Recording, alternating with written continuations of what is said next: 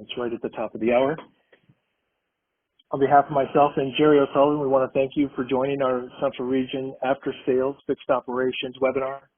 This is our second webinar in our series of webinars covering what we're going to call as CBB, or really COVID Big Bang, if you will. Just to recap, last week we conducted our webinar number 1, and during webinar number 1 we discussed several aspects of the digital retail strategy for service. Most of that interaction that we talked about was really the face-to-face interaction and selling cleanliness. It was really your face of the dealership, the website that you provide to your consumers. And without really going through a lot of the details that you can obviously read, the communication has to be the foundation of your and really our revolution. At the end of our webinar series, we firmly believe that we will have provided a list of best practices, suggested thought starters, processes, and a game plan to assist you in driving dealership revenue. Today's webinar is going to be about fixed operations evolution and generating revenue using the vehicle arrival process, write-up, and repair processes. As we progress through this webinar, if you have any questions, feel free to text them to Jack Sparling at 630-945-5895, or you can email it to him, Jack, jsparling@kiausa.com. Jack is our District Parts and Service Manager in the Cleveland market, and he volunteered ever so eloquently to take the notes and the questions from you. So our agenda is basically going to be a state of the Central Region from a fixed operations perspective, and provide you with an industry update on what we see and the way consumers are acting right now. Then jump into, with Jerry and I both, on the CBB, which we call the COVID Big Bang, and generating revenue using vehicle arrival, write-up, and repair processes. And then, as I mentioned, the Q&A process. As far as the state of the region is right now, last week we showed you with what the first 13 days of April looked like this year versus last year. This year we saw a 53% decline in the first 13 days in our customer pay repair order count, which is significant. Customer pay revenue was down 43%, and our average repair order was up 20%, which means we're spending more time with the consumers.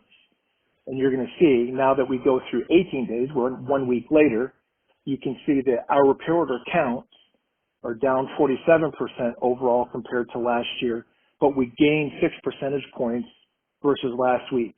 So we're starting to see an uptick in that trend and that volume of repair business that are coming back. The repair order revenue in the same aspect is down 35%, but we gained 8 points versus last week. The bigger news, again, as I mentioned, is spending time with your customers, selling more, right? So now we're up 22% in our average ticket price versus last year, and it's a 2-point gain over last week. So we know that the proper method of spending time with the customer is generating additional revenue that you currently weren't used to on a per ticket average. From a dealership operations perspective, we had 11 stores closed last week. We're finally down to 2, and those 2 we're having discussions with and when they're possibly going to open back up. 38% of our region dealers are open with limited hours of operation, either decreasing Saturday or decreasing hours during the week, with 61% of our dealers having no changes in hours of total operation. From a district by district perspective, and you can see the biggest hit, obviously, the one that is clearly there, is our Detroit market, which had the majority of the closed stores, followed up by the second Michigan district for District 13. But this is by district on CPO dollars and RO count along with the average ticket, even though they have the largest ticket increase. But I'd rather have the lower dollar amount with the higher ticket or higher repair order counts. So that's a basic view of where we're at in the region and by district. As far as consumers, this is a screenshot I used last week as well from Experian. And what this is showing us is where customers are spending their time at the stay-at-home orders. Where are they spending most of their time? We do it by generation. The first generation we have is Gen Z. This week, the index is pointing at 47 points compared to 54 points last week. And then we picked up on the millennials on 41 points versus, we decreased on millennials from 35 this week to 41 last week, with Gen X being 41 and then the baby boomers being 25 compared to 41. So the biggest increases that we see are right there in the baby boomers. And so what are they doing different as far as media-wise is concerned? You can see that the millennials have really jumped on board compared to last week with the television and smartphone, but the baby boomers are really using more of their desktops and laptops, week-over-week comparison. Specifically, you can see that the baby boomers are going to Facebook and then free to air TV channels, and then millennials are looking at video games more so. So it's important to see that. So now, overall industry, saw a really great article in Automotive News in their Fixed Operations Journal, and this stuck out most because it was an article that was giving a quote on Cox Automotive and what they did on their surveys conducted at the end of March. Their survey that they conducted said that they estimate that new car dealership fixed operations department will take a massive financial hit this year because of consumers delaying service and maintenance. Jonathan Cox, their chief economist, said 29% of the consumers that they surveyed plan to delay maintenance and service as they shelter in place. And that's huge for us because we're not going to get that flow of traffic, even though as COVID-19, say it passes, we're going to continue this process for a little bit. We have to figure out ways to generate the revenue in the stores, right? And that's what we're going to talk about. So now for the future of it, and Dan Shine, their editor, also had a quote. He said that dealership fixed operations will not go back to business as usual once COVID-19 passes. In essence, we're changing it and going into an evolution in the fixed operations department. Customers have become to some of the concierge services, the pickup and delivery, that have been rolled out by service departments as they attempt to do business while still honoring social distancing protocols. And that's key because that's going to be the way customers are going to move forward from now on. Prior to this, and this was another quote I picked up in Automotive News, customers wanted to share control of the process, the whole process, right?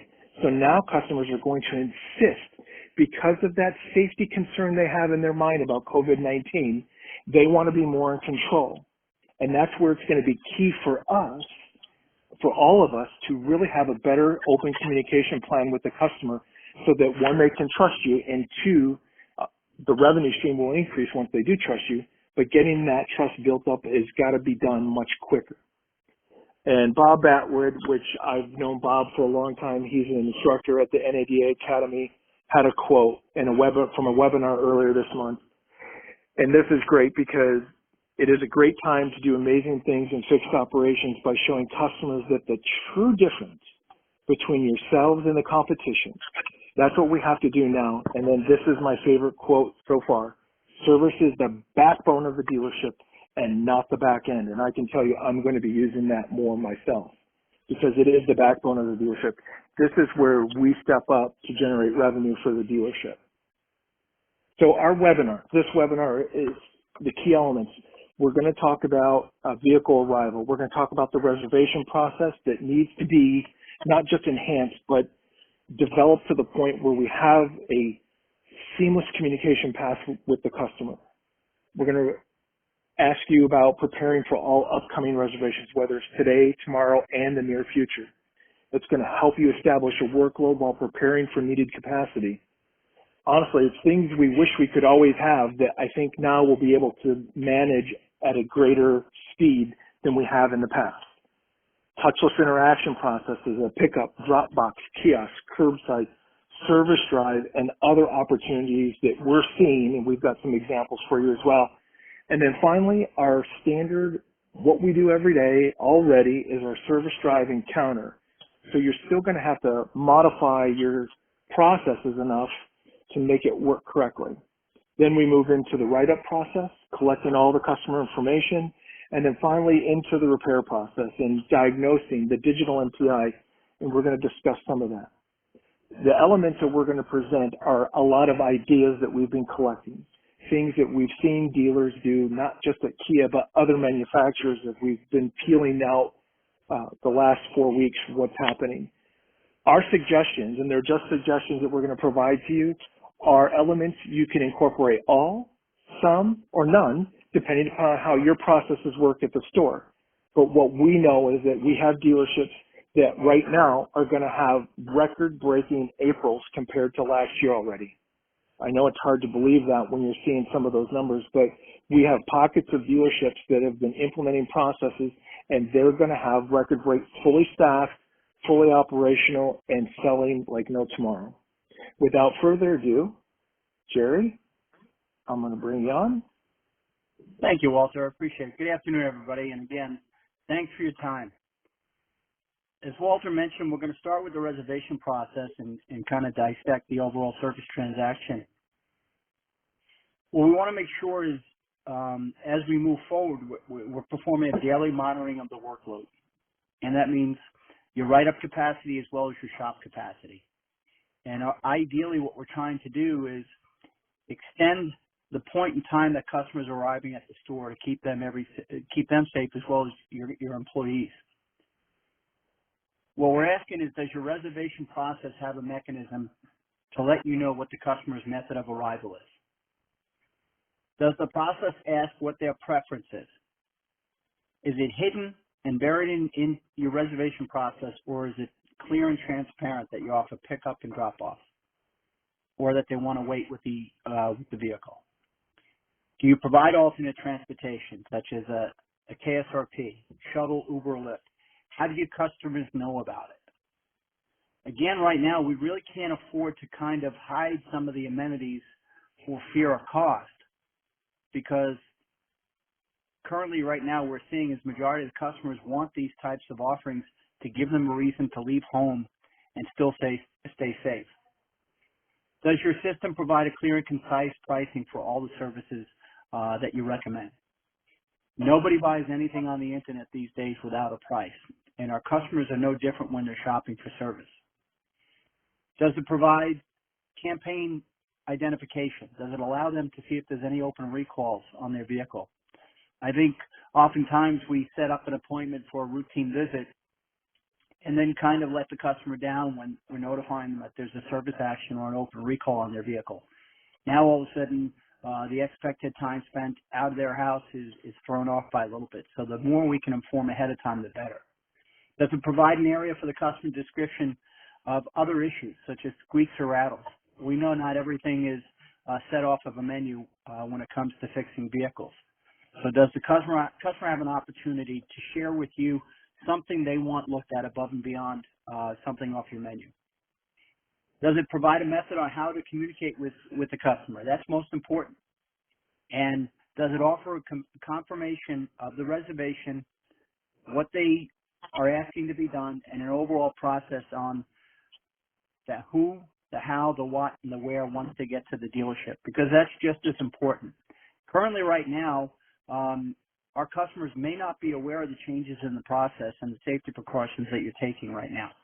So it is critical that when they get that confirmation, we provide direction as to how we're going to handle their vehicle. If they are getting a concierge service, how are we going to do that? How are we going to communicate with them? What time are we going to pick them up?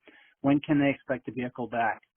If they are going to drop off, what type of procedure does curbside look like? If they're going to wait, what type of safety precautions are you taking in your waiting room? Those are key elements to keep the customer at ease as they're making the appointment. Next, Walter. So here's an example from a Kia dealership, Gerald Kia of Naperville. I know it's very small print. I'm not going to try to read everything, but the long and short of it is that service manager calls it a concierge service. Yes, we would love pickup and delivery, and they're offering that. As you can see, screenshot, it's on their website. It's throughout the dealership. It is obvious. But what they found out when they started implementing the pickup and deliveries is the customers did not really want a car. They, for the most part, did not want to leave their house. So their simple process enables them to send one individual to the customer's house, have a vehicle there that they keep the keys to, they complete the work on the customer's car, and then they return it. The customer verbatim that I'm seeing for these stores in this process is incredible and very appreciative.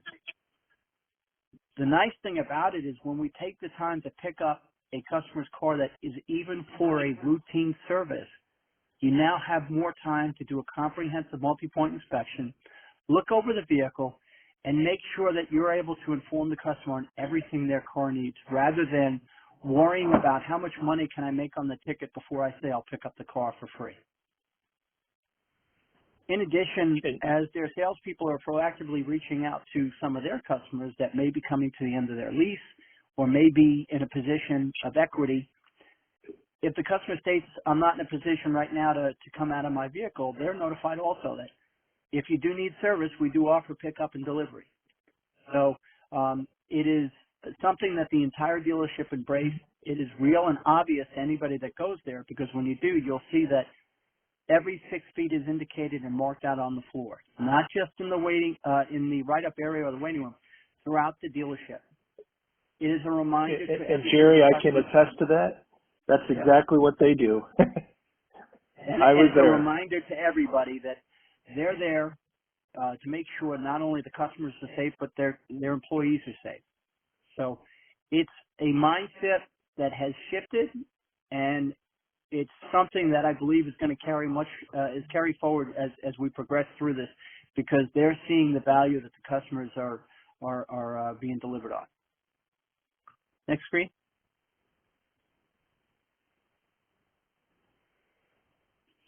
As you're preparing with the reservation, we want to make sure that we're taking the time to do a daily review of all these reservations. As RO counts and customer counts might be down, that Walter touched upon, we have to take the time to make sure that we're managing all of our reservations. And are we filling each day appropriately rather than just trying to squeeze everybody into one day? We want to make sure that we take the opportunity to fill the write-up slots and keep customers' employees safe while doing so. Are you assigning a customer to a specific consultant if your appointment system hasn't already predetermined that, or if the customer hasn't chosen it?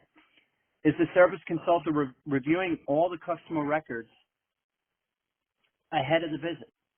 Some of you that have been in the business for a long time used to recall we would pull customer files, so we get an idea of what did we recommend last time, what do they do for, all the things that we'd love to have the conversation if we ever had time. Well, now I think we have the time to do so. So it's critical that we review the consumer records, that we want to make sure that we haven't missed any open recalls, and we want to review the history. Consultant communication with the consumer, that is through their preferred method of contact, that they review in detail what the arrival process is going to look like. They review all the requested services, the concerns, the repair history, and then any open campaign opportunities, as I touched on. And just as importantly, set the expectations for the overall frequency of communication. Just because the customer's not at the store doesn't mean that we can't implement quarter time updates. And now more than ever, with customers at home and maybe more free time on their hands, they have more time to think, why haven't they called me yet? And then just as importantly, with those customers that are waiting, I would ask you all to consider what 50 minutes with a mask on today feels like versus what 50 minutes felt like 2 months ago. And now put yourself in your customer's seat. So even though we're getting the customers in and out, it may not be as quickly as the customer is perceiving if they have any type of hesitation of safety. Next, Rolf. So as part of the vehicle arrival check-in process, we want to do our best, if at all possible, to make sure it can be touchless if that's what the customers prefer. What is your process, and what type of expectations have been established with your consumers? Is it available online? You'll see the example of the service check-in form on the right-hand side of your screen. It's very quickly, easily filled out by the customer. It also, because of the temporary bulletin from warranty, with a service manager signature on the repair order, takes the place of the customer signature on the repair order. So there is no need for your customer to come into the store if they don't feel comfortable. One thing that we want to call attention to that is that if you have established any processes and expectations with the customer as to how that process is going to go, You can't fail to meet those expectations. Otherwise, the customer's confidence is going to deteriorate very quickly at the onset. Some of the processes for vehicle check-in are pickup and delivery. Right now, I think a lot of customers would find that ideal. It keeps your consumer safe as well as your employees. Curbside, similar to what the restaurants are doing. Their dining are closed, but they're still doing business. Process would be call ahead as they pull up along curbside, so we know that they're there, and then we can start the process. Bringing them into your service drive, keeping them in their vehicle while you do the write-up. A drop box. Historically, we've used the drop box just for a night drop. However, I think we can still use that 24 hours a day right now. It may be a much more comfortable way of a customer dropping off the car to minimize any type of direct interaction. Do you have your Go Moto kiosk? Building the value of that the customers do not actually have to even come in contact with an individual. And of course, there's other ways that we can do that. This is where we can utilize the strength of the sales department. Are they reaching out to some of their customers that are, quote unquote, their go-to list? Can they bring those customers in while they're coming into work for the day? You'll note that form very easily is emailed to the customer and back. So it's very easy for the customer. It pre-populates and it is customizable to each of your own dealerships. The other thing that we want to make sure is that at the dealership that you are following the CDC and state guidelines. You have a process that clearly identifies and communicates with the customer what type of activities you're doing, and then it's real and it's visible to your customers even today. We started to see, we have a long survey where the customers ask about the overall cleanliness, and within the last couple of weeks, we're starting to see a little bit of a dip. And I think what's happening is we're getting a little more comfortable with the quote-unquote pandemic. And I think we really need to focus on our efforts to make sure the customer sees it's obvious the steps that you're taking to keep them safe, their vehicle safe, as well as the employees. Next, Walter. Hey, Jared, we're going to modify this PDF, since it's a PDF. We're going to modify it so that the customer will be able to select their preferred method of arrival, see whether it's going to be curbside, pickup, or delivery. That way you can see that method for the consumer as well. So that's our modification we're making to the form. So most importantly, what we want this process to look like is streamlined through the customer's eyes. You'll see a customer verbatim for a dealership that does pick up and delivery, and this is from Gerald Key of Naperville. And it says, they picked up my car, repaired it, and brought it back to me. I never imagined service would be offered to me with this. Our customers are starting to see that not only are we capable of doing things differently as we adapt to the change, that we have to be willing to make those changes permanent. So it's critical that we take the steps and not make this a temporary change, that it's part of your overall process. Consumers will spend less time at the dealership waiting for the consultants, which means less overall time at the dealership, if at all. There's the benefit, keeping everybody safe at home. Their convenience is half because the arrival times are scheduled to meet the consumer's needs. They're not worried about what time do I have to get there, when are they going to start on my car.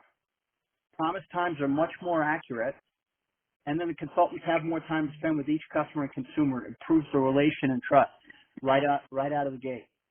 Work quality improves because the service and sales opportunities increase. It's a more accurate repair order because we're spending more time with the customer, and there's a better understanding of the consumer's needs. Daily, weekly, monthly reception cycles are smoothed out because you're doing a better job with shop utilization, because you're doing a better job with filling the capacity. And then obviously service reception is less stressful. How many times would you see 4 or 5 cars lined up at the service drive at 6:30 and you're opening up at 7, but we wait till 7? This alleviates a lot of that stress because customers are more likely to show up at their designated time. And if we're able to prove to them by doing that and keeping them safe, that process will be much more streamlined. And that's what's one of the beautiful advantages of it. Next. So now it's write-up, and we've got to collect all the information. So we want to use the reservation as the basis and the check-in form, all right? Because we've just asked these customers to spend time while they're comfortable and safe to give us the information as best as possible. We want to make sure we've got their name, address, city, state, email address. We have their preferred method of contact, and that you're collecting all consumer requested services, all the vehicle details. We want to set the customer's expectations by reviewing the entire process, including what method of communication you're going to use. So is it, I'm going to call via FaceTime, I'm going to send you a text, I'm going to send you an email, quarter time rules, 25% through the length of the entire visit, I'm going to do this, I'm going to do that. We want to make sure we've collected the method of the vehicle diagnosis. So is it a concern with a squeak or rattle? You want to do that first. Then you want to do the multi-point inspection before starting any routine maintenances. This allows you the opportunity to review the findings with the customer. Unfortunately, I've seen a number of customer verbatim that said, I wish they would have told me what my car needed before I got to the cashier. The last thing we want to do is give somebody the idea that they need something on their car and that the way to get it done is they have to come back a second time. So we also want to make sure that if it's a video chat, email, text, or phone, that they know how we're going to communicate with them and that that's their still preferred method of contact for the day of the visit. Walter? So now we've gotten the vehicle written up and we're ready to start the repair process. You want to make sure that you have an established process. Concern right now, what we're starting to see is because some of the dealerships have to rely on a split shift, that there's a possibility that maybe we don't get the right tech, the right job, the right time, the first time. We still need to do our best to get the right technician on the job based on the skill sets required. You want to address the main concern, as I mentioned, then any safety-related items, then review any history that may have been recommended in the past, anything based on the mileage services, and then any current service specials that you're running right now. You want to use the consumer's preferred method of contact to review. You want to use firm statements, not on or about. Your brakes are about. The tires are around. We want to make sure that we use some specific measurements. You certainly want to use empathy, not sympathy, but you want to provide a specific example of what you're talking about. Utilize the tools that we have available to go over any portion of the vehicle that the customer may not be familiar with. The KCVG is a great system that allows you to review the system and components of the vehicle in a manner that the customer can easily understand. You want to make sure you're offering reasoning and benefits for what is needed, and use terms the customer can easily understand, as I mentioned. Points like feel, felt, found, that you're showing the customer, but you want to make sure that they truly understand you're not using any type of dealer speak, so to speak. Because what we're doing right now in this portion of the process is we're setting the stage for the sales process. And that's the most important thing as it comes to generating revenue. Generating revenue doesn't start with closing the sale with the customer. It starts by setting the stage. Walter? Awesome job, Jerry. Thank you. A lot of the things Jerry's discussed that we've started with talking is obviously our suggested thoughts, errors, and processes for the CBB, which is COVID Big Bang, right? So the questions we start to see and suggestions is your website. Is it consumer friendly? And that's got to be an important aspect when you look at it. You got to look at it from the consumer perspective. You know, you can go to a lot of different websites and say, oh, I like this feature more than I like this feature, but that makes it easier for me to get to where I need to go, right? Make scheduling service easy, and you've got to use your reservation system as part of it. Does your reservation process make it easy for customers to do business with you? Because if it doesn't right now, think about the amount of time you want the customer spending on the system. You want them to get in, point, click, done, and then move on. That's the way that this is moving, and it's moving very quickly. Do you have a process to follow up with each reservation, including planning of the workload? And that's got to be an important element as you move forward as well. So these are things we're going to start asking you for questions on, right? Do you include, or does your website and reservation system allow for the shopping cart capability and pricing? Does it, like I said, point and click? I want this, I want that, checkout. And that's what we've got to look at. Do you include the customer in the process? Remember, as I mentioned in the beginning, it's about the control system now, what customers want to control in their process, and that's the safety of their life. So anything that they're going to move forward with has got to be remembered into that functionality. Do you have the necessary tools to implement and manage our evolution? Video chat, electronic MPI with video, kiosks, CDC guidelines, that's important just as well, an online check-in form, and DealerFX has got, not only do we have that PDF, but DealerFX has a really neat system that they've incorporated into their module as well that's pretty nice to see. We also have KCVG, which, as Jerry mentioned, a great way to show customers how processes within the vehicle work when you're trying to set that stage to sell, showing the benefit of a particular component and why it failed. Training. Does all dealership staff know fully and do they understand your new processes? This goes for the cashier, or the services consultants, for anybody, the salespeople. Do they know your new processes? That's an important element, because if you're not communicating internally and you're trying to communicate with a customer, you've got a breakdown somewhere if it's not done effectively. Do you meet with your staff regularly for process implementation and continual change? Getting the feedback from your employees about what works and what doesn't work. That's the best thing you can do right now to see and get your finger on the pulse of what's going on. Do you plan for your business daily, weekly, and monthly? Again, knowing how much volume is coming in the door to help you forecast capacity and see what you need to do. Are you out of oil? Do you need more coolant? I mean, things to help you get the business back on track. And then get with your DPSM so they can share all the best practices we've been collecting from around the country. And I've got a couple coming up here in just a little bit. And then communicate, both internal and external customers. You've got to build that relationship with everybody so that they know what the service department is about. That backbone instead of back end has to drive business for the dealership. These suggestions we know can assist you in generating revenue, and those important elements. Here's best practice.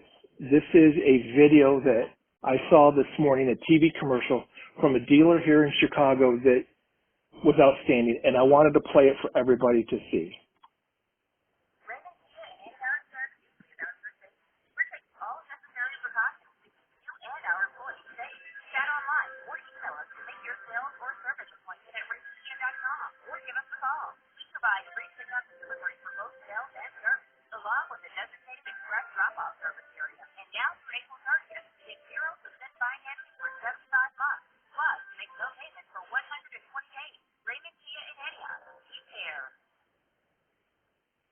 For those of you who've been in business a long time, rarely have I ever seen a dealer group ever advertise fixed operations in a TV commercial. It's always about the new vehicle sales. This is the backbone. This is what's going to drive that revenue. And I applaud Raymond for taking that step and doing that commercial and showing that express drop-off and express service, how it's going to improve the dealer's business operations and ultimately protect the employees and the consumers from this pandemic as well. The next one is actually, and I'm going to play this, and I can walk you through this. This is Lupient Kia. These updates were just done, and you see the web banner is going to scroll here. From their main page, I said before, make it easy for the consumer. This came to me just today. Look at the big, bold icons at the top of the screen. Buy remotely with home delivery. Contactless service, pickup and delivery. At-home test drives. What really impressed, personalized video presentations. So if a customer has a question on a vehicle or a feature or benefit and they want to buy it what they're trying to buy, they can actually do a live video chat with either FaceTime or Zoom so the customer can see it and understand what's going on there. But this is what's absolutely amazing is that they've gone through these extra steps. You can see Lupient Limited Contact Service. And then when you click on that icon, you can see they've got service and parts financing, Kia Tire Source, maintenance schedules. It's got one click for all the customer needs that you need to, where they need to go to. There's a 0% for 3 months. And then here's their contact real quick. And then from there, they can actually click and schedule their service appointment. Quite an amazing feat, especially just this soon out of the box. But another update that a dealer just did, a great best practice, trade in at home, trade in appraisal right at home too, which we were moving to anyway. So to summarize best practices, what we've been seeing just generally off of the vehicle arrival write-up and repair processes. Gerald Kia, that mapped COVID process that they have, having experienced that myself yesterday and spending time taking my vehicle in there for repair, it is an amazing process that works very fluid. Everybody is on point when you go in the store. It's fantastic. We have Kia training courses that are available. That's another element that you can use as well. Raymond Kia, that TV commercial, the Lupien Kia, making it easy for customers to understand what they need to do. And then updates and upgrades to your service reservation process. That has to be a key element as you move forward too, and we've been seeing a lot of that occur. We don't have any dealers that have made pickup and delivery part of that reservation process, but it'd be great to see it added and implemented so you know how the customer wants their vehicle delivered or picked up, or if they're coming curbside. Consumer follow-up on all reservations. That's got to be another way as far as you get and talk to the consumer. Establish a touchless Kia curbside process for service and parts pickup, and not only that, but a drop box system, whether it's kiosks or not. And then the online form that was developed. And finally, too, the question and answer section. And I'll say, Jack, do we have any questions that have come up? I have had no emails or texts. Wow, very nice. While we wait, just in case, if anybody does have questions, you have Jack's information right there. His cell phone for texting is 630-945-5895, and his email is jsparling@kiausa.com. And before we just check again, our next webinars, which will be every Thursday, like I said, there's going to be 3 more, so a total of 5 that we have. The 4:30, April 30th, is going to be on selling process, progress updating to the customer, quality assurance. Those are those 3 processes. Then on May 7th, we're going to talk about cashiering, redelivery, post-repair follow-up. That's those 3 processes we'll cover on May 7th. And then on the 14th, we'll cover service marketing, accessories, the all-important sales to service handoff process, because if the customers are being delivered their vehicles at home, how will you ever get them back in for service? And more important, when you talk about service to sales handoff, how can you generate sales leads for those customers coming through the service department? And what process do you have established that you have customers walking in your door or having their vehicles in your service department that might need a new vehicle? And if you don't look at that customer walking through the door, that vehicle walking through the door as a potential opportunity, you're missing out on sales as well. So what service to sales processes have you established? And then finally, today's presentation, we're going to make it available on a YouTube channel that's going to be sent to you by the district managers, as well as a PDF version of this for future reference. Jack, do we have any other questions that have come up? No, sir. Nothing so far. And before we just connect, Mr. Fitzgerald, would you be willing to part wisdom with what you've been seeing around the central region from a sales perspective? Oh, gee. Part wisdom. Geez, Walter, thank you very much. First of all, thank you, Jerry and Walter. This is a tremendous 40 minutes, and thank you to the field teams that are on the call as well. And thank you to our business partners out there.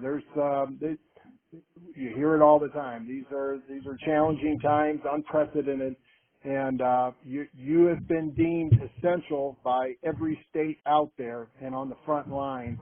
And many of you, all of you, have had to make very difficult decisions through the course of the past month or greater.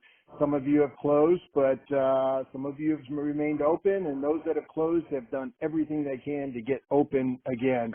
And I think we're starting to see some light through the clouds right now, especially Walter opened up. We talked about, or he spoke to the number of dealerships that are open, and we are, and there are, I think he said 2 service operations that are closed, and in totality within the region, we're at 98% both open for sales and service, and it wasn't that way that short, just a couple of days ago, let alone weeks ago. Operations also, we're sharing with you, or the Walter and Jerry shared with you month-to-date numbers on there, and with each passing day, we're seeing our business being down more than 60% to now being only down 30%.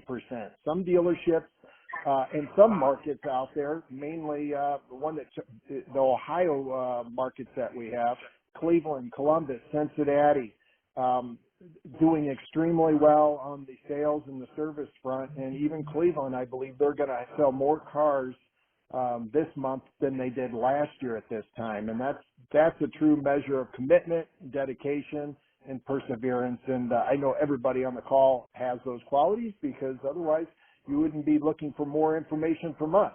I don't think what Jerry and Walter are sharing, there's a lot of this probably doesn't come as a surprise to most of you. We're not saying anything differently, but we are preparing each of you. We're preparing ourselves for what that new normal looks like when this finally breaks. And it comes down to the communication. You heard it over and over, the communication, the collection of data, being clear, concise, and then giving that assurance of safety and comfort to our customers that are coming into our dealerships. This is one of those opportunities that define what a manufacturer is and presents an opportunity for us to advance the brand, advance your dealership, promote it, and become something we have been striving to be with each passing month up to this point. Every passing day, I should say. We deserve it. It's a great brand. You're a great representation of what this brand stands for. We're tickled to death at everything that you do for us out there. You do for the brand, I should say. And we can't say thank you enough. This is anticipation and preparation, this communication and everything that we're working on for what that new normalcy looks like. And unfortunately, there are dealerships that believe once this breaks, it's back to normal. It's back to normal operations the way it's always been. It will never be the same again. I know this because I talked to former colleagues and friends at other manufacturers, and everybody is doing the same thing. We're looking at a complete digital strategy. We're looking at vendors, touchless deliveries, everything that was shared with you on this call today. So what we're asking for you is to embrace the message, embrace what we're sharing with you, implement the actions, and then just give your commitment to excellence. And I believe everyone on the call is doing just that. Unfortunately, right now, when I need to take a barometer or a temperature check just to see how we're doing, our sample size of surveys, they're down through the first, I think we're on the 23rd, so I think we've got around 21 days of business without the Sundays. Our sample size is down around 40%. However, my expectation and what I thought would be taking place out there with diminished customers coming into our service lanes, it would provide the opportunity to give more on a hands-on approach for the dealerships that were open, and really exceed customer expectations and temper their concerns about having service work done or venturing out and coming to our dealerships. Our KSI scores have dipped a little bit the first 21 days of this month versus last month, and we haven't really deviated in any of the key questions that we have on the KSI survey.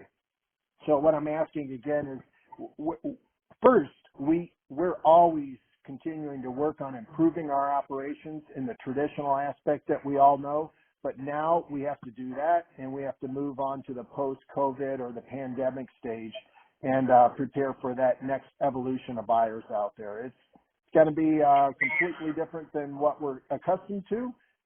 However, it's still the same expectation. Everyone's looking for exceptional service to get their vehicles repaired, serviced, and then to have that safety component in it as well.